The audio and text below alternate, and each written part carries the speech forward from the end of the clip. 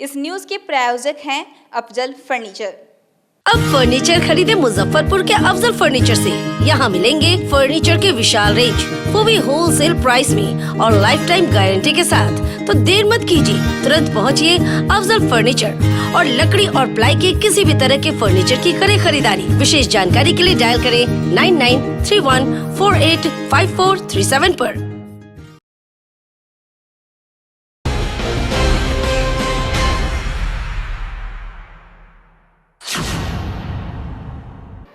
नमस्कार, आप देख रहे हैं डे न्यूज में, आपके साथ हूं ज्योति शर्मा।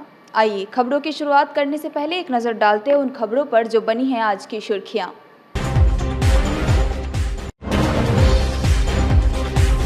मुख्यमंत्री नीतीश कुमार पर फिर से भड़के पूर्व सांसद पप्पू यादव। कहा, 1/3 पुलिस शराब खोजने में लगी है तो अपराधी की कैसे होगी गिरफ्तारी। मुजफ्फरपुर के एक बड़े नेता की संपत्ति की जांच ईडी से कराने की सरकार से की मांग।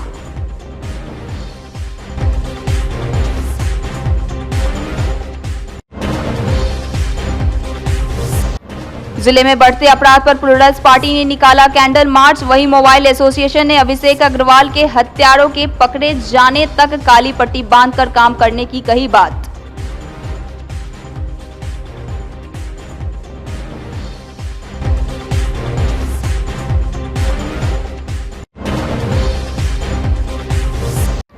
और कड़ाके की ठंड से जनजीवन बेहाल, बच्चे और बुजुर्गों की बिगड़ने लगी तबीयत।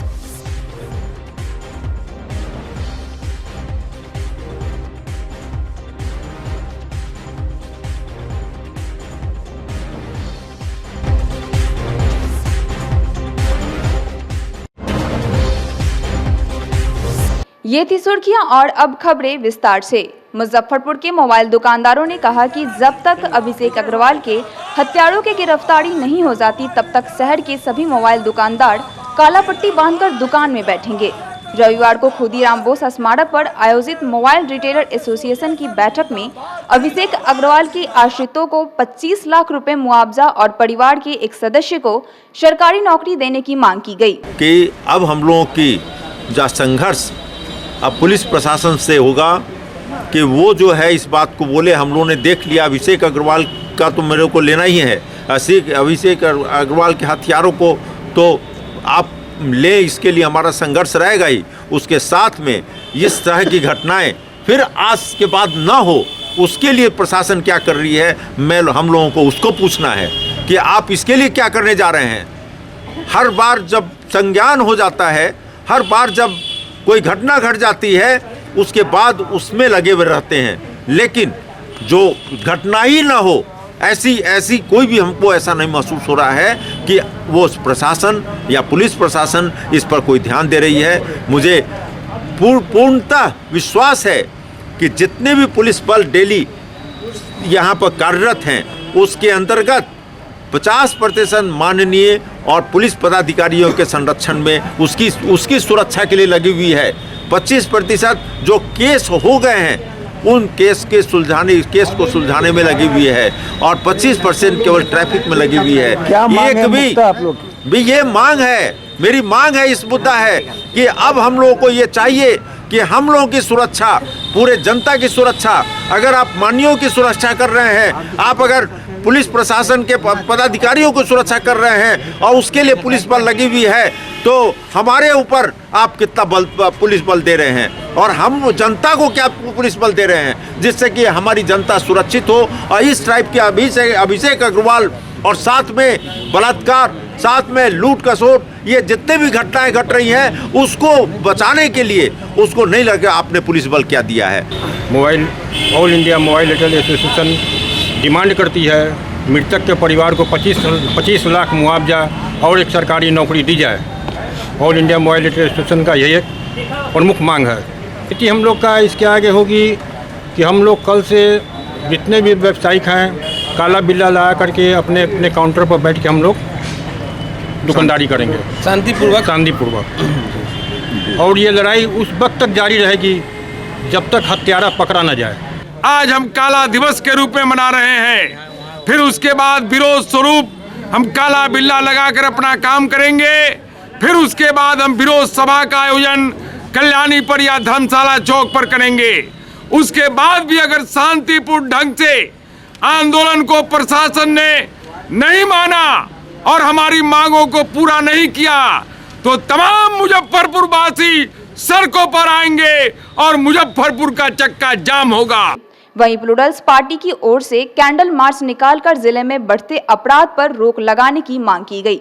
पार्टी के नेता डॉक्टर पल्लवी सिन्हा ने कहा कि अपराध पर अंकुश नहीं लगाने पर आगे जन आंदोलन की शुरुआत की जाएगी। हमारे कैंडल मार्च का ये उद्देश्य है कि इतने जघन्य अपराध हो रहे हैं पूरे प्रदेश में और पुलिस हमारी केवल शराबबंदी में लगी हुई है और शराब तस्करी और शराब पीकर कौन घूम रहा है उसको पकड़ने में लगी हुई है। तो जो एनर्जी मेन जो पुलिस की होनी चाहिए कि अभी जितने इस तरह के अपराध हमारे सामने आए दिन आ रहे हैं उनकी तरफ लगे, तो अब हमारे मुख्यमंत्री का एक ही मुद्दा है कि बस शराब पकड़ो, शराबियों को पकड़ो, शराब की तस्करी पकड़ो। तो इस तरह से उनका एनर्जी चैनलाइज हो गया एक तरफ और बाकी जितने भी अपराधी हो गए हैं वो बेखौफ हो गए हैं। उनको लग रहा है कि हमारी तरफ तो ध्यान है नहीं, चलो हमें जो मर्जी होगा हम कर देंगे। क्योंकि ये चीज़ें आती रहती हैं। इनफैक्ट किसी मीडिया वाले ने भी पूछा था हमारे मुख्यमंत्री से कि आपने हर चीज़ को शराब के पीछे क्यों लगा दिया है, तो वो उनका जवाब बहुत अटपटा सा था और ये मानने को तैयार नहीं है कि हमारे यहाँ ऐसी घटनाएं हो रही हैं, जबकि दिन रात ये घटनाएं हो रही हैं। उनको ये समझना चाहिए। और अगर मीडिया जो हमारे समाज का चौथा स्तंभ है वो आगे आकर कोई सवाल पूछता है एक समाज के नागरिक होने के नाते और हमारे शहर की तरफ से अगर कोई क्वेश्चन पूछता है या प्रदेश की तरफ से कोई सवाल उठाता है तो मुख्यमंत्री हैं, उनका ये बनता है कि उनको इसका जवाब देना है और उनको समझाना होगा कि हाँ इसको कैसे हम करेक्ट करें। या तो आप एक अलग विंग बनाइए जो शराब के लिए ही रहे और शराबियों को ही पकड़े और बाकी लोगों को दूसरी तरफ लगाइए ताकि कम से कम जो ये घटनाएं बढ़ती जा रही हैं इनको कंट्रोल किया जा सके। पूर्व सांसद पप्पू यादव ने एक बार फिर मुख्यमंत्री नीतीश कुमार पर हमला बोलते हुए कहा कि दागी अफसरों पर कार्रवाई करने के बजाय बड़ी बड़ी जिम्मेदारी दी जा रही है। कुटनी के प्रभाकर झा के हत्यारों को अविलंब गिरफ्तारी करने की मांग करते हुए पप्पू यादव ने कहा कि नीतीश कुमार की 1/3 पुलिस शराब खोजने और हेलमेट चेक करने में लगी है। रविवार को प्रभाकर झा के परिजनों से मिलकर पप्पू यादव ने घटना की जानकारी ली। उन्होंने कहा कि शराबबंदी के बाद जिन नेताओं की संपत्ति बढ़ी है, ईडी से जांच कराकर उनकी संपत्ति को जब्त किया जाए। इसमें उन्होंने मुजफ्फरपुर के एक बड़े नेता का भी नाम लिया। अब प्रभात झा जी की घटना, इसको क्या कहा जाए? इसको यह कहा जाए कि छीन रहा था मर्डर हो गया। यदि मैं यह भी मान लूं कि छीन रहा था मर्डर हो गया तो इसका मतलब है कि गांव में व्यापार करने वाला या थोड़ा सा भी जिंदगी अच्छे से जीने वाला, जिसका बैकग्राउंड 2-3% लोग ऐसे हैं जिसका बैकग्राउंड फैमिली का बेस्ट बैकग्राउंड है या एक सामाजिक स्तर पर वो अच्छे फैमिली से आता है, तो उसको क्या जीने का कोई राइट नहीं बचा। और यदि घटना घटित हुई, मैं वही बात कहा कि इनके बच्चों को पिता, उनकी पत्नी को पति और उनके फादर को बेटा कौन लौटाएगा? क्या प्रभात झा के घटना के बाद अब कोई मर्डर नहीं होगा? तय कर रहे हैं ये। रुपेश सिंह की घटना के बाद ठीक है, आप एक घटना को कह रहे हो कि एसपीडी ट्रायल होगा। पहली बार 15 सालों में नीतीश कुमार जी ने पहली बार प्रेस रिलीज दिया। क्या इस सरकार को पता नहीं है कि बउआ डैन सबसे बड़ा शराब माफिया है और नेक्सस? आपने टारगेट दे दिया पुलिस को और पुलिस इन्वॉल्व है पूरा शराब बेचवाने में, उसको मतलब ही नहीं है क्राइम को रोकने में। बेल्ट कहाँ है, हेलमेट कहाँ है? अरे दादा, आदमी बचेगा तब ना बेल्ट और हेलमेट, और उससे भी पैसा वसूली। तो आपका 3 हिस्सा तो चला जाता है शराब में, आधा हिस्सा चला जाता है बेल्ट हेलमेट। आपको अपराधी और अपराध से मतलब ही नहीं है।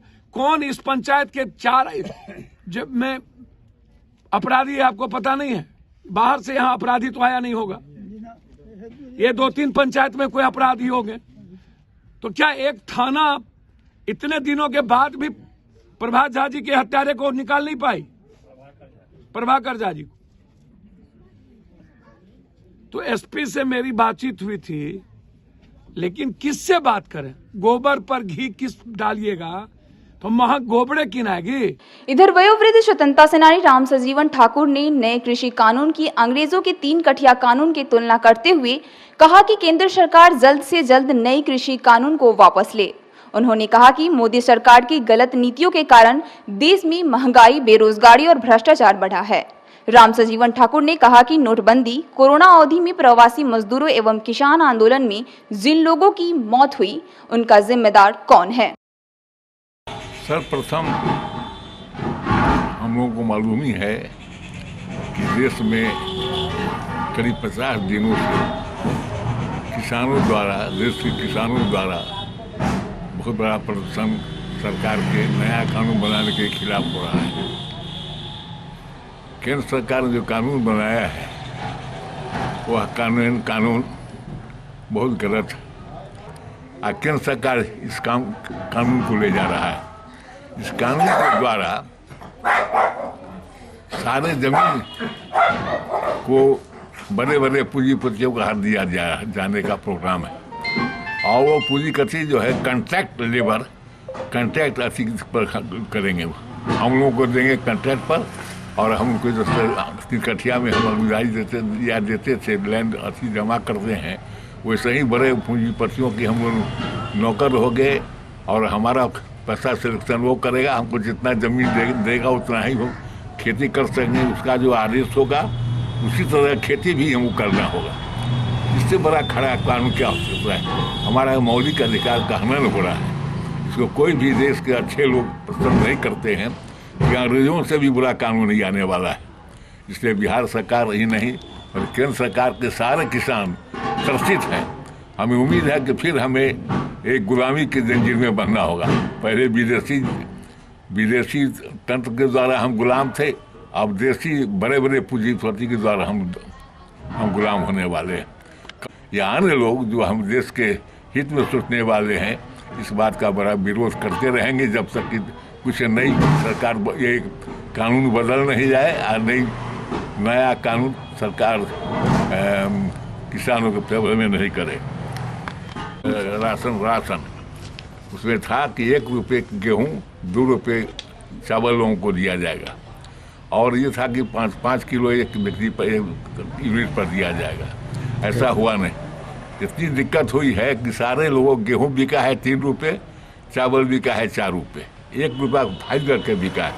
और उतना ही नहीं हुआ है, बेचने का कैश वो किसी को नहीं दिया जाता है। मनमानी चल रहा है। सरकारी नौकरों, सरकारी अनुयायियों और डीलरों के बुरा संबंध से कालाबाजारी का कांटा लग गया है। मारवाड़ी हाई स्कूल में अपने छोटे भाई की जगह फुकानिया की परीक्षा देते हुए एक मुन्ना भाई पकड़ा गया। उसकी पहचान बरुराज के परसौनी निवासी मोहम्मद इरफान के रूप में किया गया है। प्राचार्य आनंद कुमार ने इस मामले में नगर थाने में प्राथमिकी दर्ज कराई है। परीक्षा के क्रम में एडमिट कार्ड जांच की गई। उसमें परीक्षार्थी का फोटो से मोहम्मद इरफान का चेहरा मैच नहीं किया। इसके बाद सख्ती से पूछताछ करने पर उसने स्वीकार किया कि अपने छोटे भाई तौकीफ उमर की जगह परीक्षा दे रहा है। किसकी जगह पर दे रहे थे एग्जाम? जी दोस्त के एग्जाम दे रहे थे सर। अच्छा, क्या बोला था वो? सर उसका मैंने 15 तारीख को एक सीटिंग दिया था ना, तो दोपहर में लंच के समय उसका गोड़ टूट गया था। अच्छा। तो एक सीटिंग नहीं दिया, घर पे चला गया था। तो हम बोले कि वही बोला कि बल्कि हम मुजफ्फरपुर में है, गोड़ टूट गया है, बल्कि हम जा रहे हैं पटना। हम कहे ठीक है। तो उसका बिहान मतलब सुबह कॉल किया कि बल्कि परीक्षा एक सीटिंग बाकी है, बल्कि तुम दे देना जाके, मार्कशीट हम रख के आए हैं वहीं पे। अच्छा। हाँ, तो हम गए, जाके दे दिए? नहीं दिए, कैसे पकड़ा गया? सर प्रिंसिपल साहब हाँ नहीं, वो पूछे ना कि किसके नाम पे आया था, हम बोल दिए और साथ साथ सब बोल दिए। फोटो मुँह खोल के भी फोटो भी दिखा दिए। डर नहीं लगा कि दूसरे की जगह पर एग्जाम दे रहे हैं तो? जी वो सब बोला कि कुछ नहीं होगा, हम लोग भी कहीं दिए नहीं हुए थे। हम ये कहाँ से दिमाग आया? फिल्म में देखे थे क्या? जी नहीं। स्लीप वेल मच्छर अगरबत्ती के डुप्लीकेट बेचने के आरोप में शनिवार को नगर पुलिस ने दुर्गा मंदिर के पास से 2 दुकान और सिकंदरपुर आरके प्लाजा के एक दुकान में छापेमारी कर इमामगंज के राजू कुमार, मोहम्मद नवाज, गोलाबांध रोड के संजय कोडिया को गिरफ्तार कर लिया। कंपनी के ऑपरेशन एग्जीक्यूटिव पश्चिम बंगाल के सतीश कुमार सिंह की लिखित शिकायत पर पुलिस यह कार्रवाई की है। मच्छर का है या खुशबू? हर्बल अगरबत्ती करके आता है। पिछले 4-5 दिनों से पड़ रहे कड़ाके की ठंड से जनजीवन पूरी तरह से प्रभावित है। खासकर बुजुर्ग और बच्चों की परेशानी बढ़ गई है। छोटे छोटे बच्चे ज्यादा बीमार पड़ रहे हैं। डॉक्टर की माने तो इस समय बच्चों को घर से बाहर नहीं निकलने दे, गर्म खाना खिलाएं और गर्म दूध पिलाते रहें। रविवार को भी सदर अस्पताल से लेकर प्राइवेट हॉस्पिटल में कई बच्चों की भर्ती कराई गई। मौसम विभाग के मुताबिक अगले कुछ दिनों तक ऐसी स्थिति बनी रहेगी। Civil surgeon doctor Shailesh Prasad Singh ने कहा कि तबीयत बिगड़ने पर तुरंत डॉक्टर से संपर्क करें। विभाग जितने भी सीएससी हैं, पीएससी हैं, एडिशनल पीएससी हैं, सब जगह स्टाफ मौजूद हैं। 24/7 ड्यूटी में सीएससी पीएससी पर सब हैं। एम्बुलेंस की व्यवस्था है, एंटी डायरियल ड्रग, पानी, जो भी ज़रूरत है सब उपलब्ध है। इसलिए कहीं पर कोई दिक्कत नहीं है। किन्हीं को अगर ऐसी संभावना है, एम्बुलेंस बुला के मरीज मंगा सकते हैं। उनका इलाज के लिए तत्पर सरकार, डॉक्टर लोग, पैरामेडिक्स सब तैयार हैं। अभी तक कोल्ड डायरिया के केस वगैरह आए हैं कि? केस अभी तक तो सूचना नहीं है, लेकिन आए भी होंगे तो सब जगह इलाज चल रहा है। और इसमें कुछ बच्चे हम लोग के यहाँ कोल्ड डायरिया के शिकार होकर आ भी रहे हैं, भर्ती हैं, इलाजरत हैं। तो ठंड में बच्चों को सबसे पहले ठंड से बचाना है। ज़्यादा देर तक खुले हवा में नहीं रखें, ठंड से गर्म पोशाक पहना के रखें। और पानी जो है हल्का गुनगुना उबाला हुआ पानी दे पीने के लिए। दूध जो है ताज़ा दूध दें। खाना पीने का जो भी सामान है ताज़ा बना कर दें। और ध्यान रखें कि बच्चों को ठंड से बचा के रखा जाए और साफ़ सुथरा भोजन में स्वच्छ रखें। प्रिकॉशन हो गया कि ये सब चीज़ें करनी है। और जो बच्चे शिकार हो जा रहे हैं उसका किस तरह से? बच्चों को अचानक उल्टी होने लगे, दस्त आने लगे, तो सबसे पहला काम करना है कि उसको ORS का घोल देना है, जो कि आसानी से सब जगह उपलब्ध है। स्वास्थ्य केंद्र पर, दवा की दुकान में, घर में भी अगर मान लीजिए अचानक हुआ तो चीनी पानी का घोल बना के उसमें थोड़ा सा नमक डाल के दे सकते हैं, ORS का काम करेगा। तो बच्चों में पानी की कमी नहीं होने दें, इसलिए कि अतिसार जो होता है डायरिया, उसमें पानी ही शरीर का निकलता है, जिसमें कि लवण इलेक्ट्रोलाइट्स शरीर के रहते हैं। इसलिए उसको सबसे पहला काम है कि उसको ORS का घोल देना शुरू करना है। दूध अपना पिलाते रहना है, भोजन देना है, सादा भोजन, सुपाच्य भोजन देना है, खाली पेट भी नहीं रखना है। और अगर बहुत ज़्यादा हो तो उसको जिंक का सिरप आता है, ड्रॉप मिलता है, वो सब लेके देना है। और उसके बाद भी अगर नहीं आराम लगे तो किसी शिशु विशेषज्ञ से दिखा के परामर्श लेके तब उसको दवाई इलाज करें। सर अभी तक कितने पेशेंट आ चुके हैं मरीज सिलेक्शन के लिए? हमारे यहाँ तो लगभग 15 से 15 बच्चे भर्ती हैं कोल्ड डायरिया के। श्री राम जन्मभूमि मंदिर निर्माण निधि समर्पण अभियान के तहत रविवार को मुजफ्फरपुर क्लब से राम भक्तों ने बाइक जुलूस निकालकर धन संग्रह में सहयोग कराने की अपील शहरवासियों से की। जुलूस के दौरान जहां सुरक्षा का इंतजाम रहे, वहीं विभिन्न मार्गों में श्रद्धालुओं ने फूलों से राम भक्तों का स्वागत किया। ये पूरे देश में राम जन्मभूमि मंदिर निर्माण अभियान निधि समर्पण समिति अंतर्गत पूरे देश में निधि समर्पण का अभियान कार्य चल रहा है। उसी क्रम में मुजफ्फरपुर महानगर की ये रैली है, जिसमें कि निधि समर्पण अभियान के लिए घर घर जाकर निधि समर्पण किया जाएगा। उसके लिए टोली बन चुकी है, सारी तैयारियां हो चुकी है, निधि समर्पण शुरू हो चुका है। उसी के लिए जन जागरण के लिए आज यह बाइक रैली निकाली जा रही है। इसमें पूरे 11 महानगर के बजरंगी लोग और कार्यकर्ता लोग इसमें हैं, जो सारे लोग पूरे शहर में घूमकर इसके जन जागरूकता करेंगे कि लोग स्वेच्छा से आगे से बढ़कर ज़्यादा से ज़्यादा संख्या में, ज़्यादा से ज़्यादा मात्रा में राम मंदिर निधि समर्पण अभियान में भाग लें और दान दें। कोरोना काल में अपनी जान जोखिम में डालकर समाचार संकलन करने वाले मीडिया कर्मी को सम्मानित करते हुए जदयू जिला अध्यक्ष रंजीत सहनी ने कहा कि वैश्विक महामारी में अभियान चलाकर जागरूकता फैलाने वाले मीडिया कर्मी को सम्मानित करते हुए गर्व महसूस हो रहा है। उन्होंने कहा कि मुख्यमंत्री नीतीश कुमार का साफ कहना है कि हमें वोट नहीं वोटरों की चिंता है और इसमें मीडिया का बहुत बड़ा सहयोग है। कोरोना संक्रमण के दौरान जिस तरह मीडिया कर्मी ने खबर पहुंचाई वह बहुत बड़ी बात है। रविवार को मोतीझील के एक होटल में आयोजित सम्मान समारोह में पूर्व विधायक महेश्वर यादव सहित कई नेता शामिल रहे।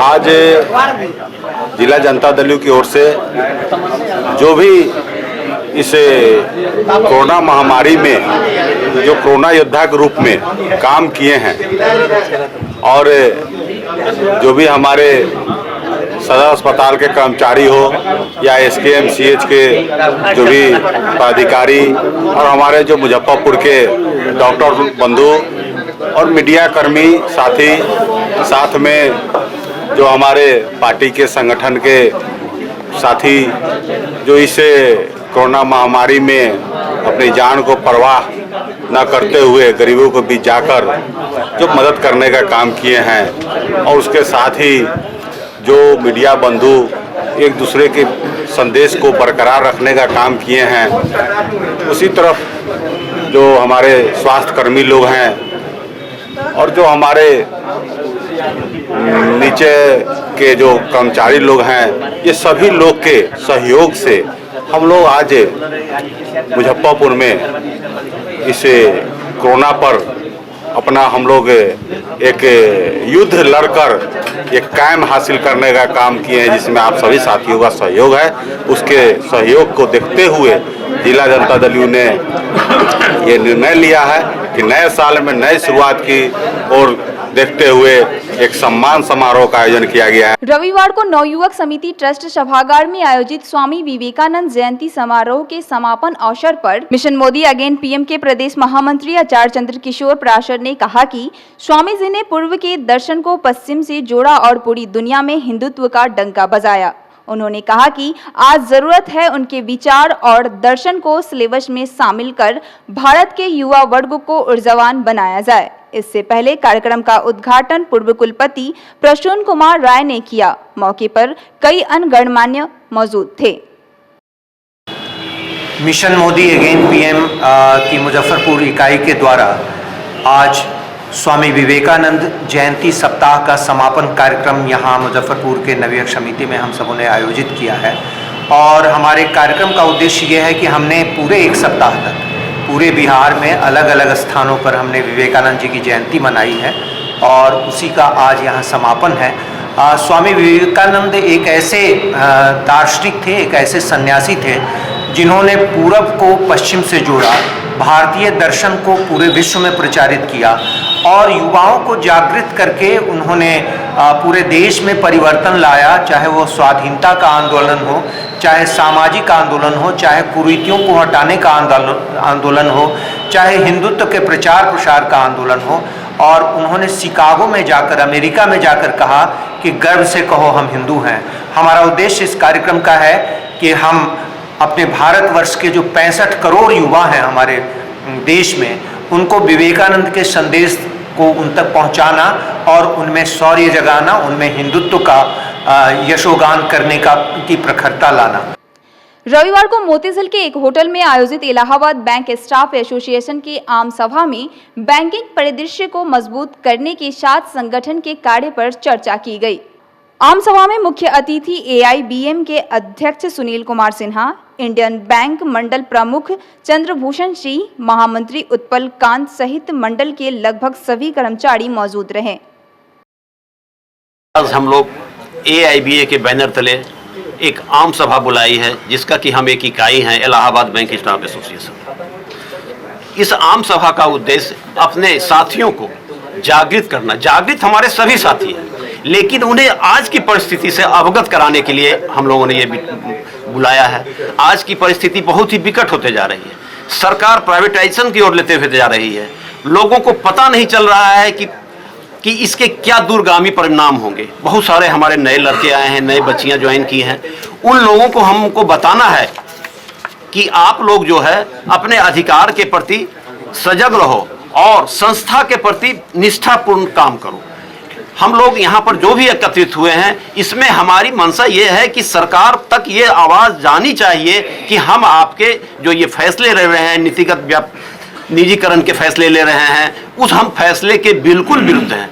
बहुत सारी ऐसी बातें हैं, जैसे कि आप देखते होंगे कि बड़े बैंकों का पिछले साल विलय कर दिया गया, 12 बैंक अब रहे। हम लोग पहले 27 बैंक हुआ करते थे, 20 हुए, अभी जो है हम लोग मात्र 12 बैंक रहे। और आज की तिथि में पुनः आप मीडिया वाले हम लोगों से ज्यादा जान रहे होंगे कि आ रहा है कि 4 बैंक करने की बात हो रही है और बड़ा बैंक करने से ना उनका कोई भी जो प्रॉब्लम है वो सॉल्व नहीं हो रहा है। कहने का अर्थ प्रॉब्लम जो मुख्य है वो है एनपीए बढ़ना। एनपीए बढ़ने की गति अगर आपको पता होगा, नहीं तो मैं आपको बता दूं कि इस यूपीए गवर्नमेंट की तुलना में 3 गुना एनपीए इस गवर्नमेंट की पीरियड में 14 से लेकर के अभी तक 20 में एनपीए बढ़ा है।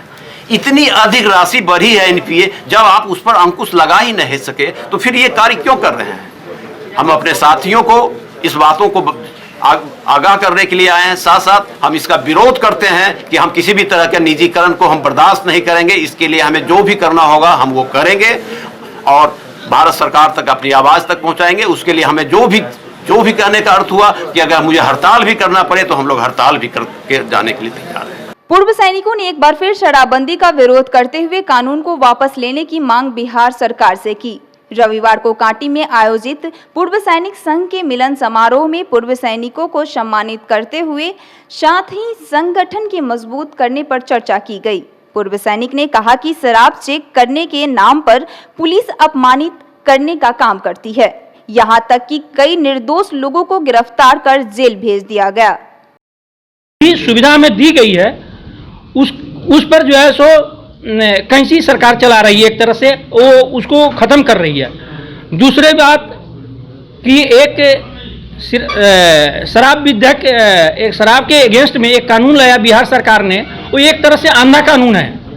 नीतीश जी जैसे लोग, एक हम उनको बहुत अच्छा मुख्यमंत्री मानते थे, लेकिन वैसे लोग, एक व्यक्ति, एक पूर्व सैनिक या सैनिक अपने सर्विस के दौरान वो रहने वाला होता है हरियाणा का, और बिहार से जब होकर के वो क्रॉस करता है, उसको केंद्र सरकार ने लिक्वर ऑथोराइज किया है और उसको ट्रेन में पकड़ करके उसको बेइज्जत किया जाता है और जेल में डाल दिया जाता है।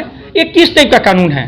ये बहुत ही दुर्भाग्यपूर्ण है और मैं ये सरकार को बिल्कुल आगाह करना चाहता हूं कि पूर्व सैनिक इससे बहुत आक्रोशित है, बहुत उनको मैंने एक तरह से उनके बीच आक्रोश है कि इस टाइप का कानून लाया गया है, उसको दूर करने का। आप चाहते हैं कि इससे मुक्ति मिले? ये मुक्ति मिले। पूर्व सैनिकों को उसका जो केंद्र सरकार की तरफ से ये सुविधा दी गई है उसको पुनः लागू किया जाए, और वो अगर नहीं भी करना चाहते हैं तो कम से कम गुजरात के तर्ज पर जो कानून गुजरात में दिया हुआ है वो कानून हमें भी लागू किया जाए। भाजपा की सरकार आज के डेट में देश में भी है, भाजपा की सरकार यहाँ भी है। मैं आज इस संगठन के माध्यम से और इस मंच के माध्यम से मैं अपील करता हूँ कि प्लीज कृपया जो है पूर्व सैनिकों की भावनाओं को पूरा ख्याल रखा जाए और उनकी जो अधिकार है उनको पुनः दिया जाए। आज की खबरों में इतना ही, फिर मिलेंगे कुछ नई खबरों के साथ। तब तक के लिए हमारी डे न्यूज़ टीम को दीजिए इजाजत। नमस्कार।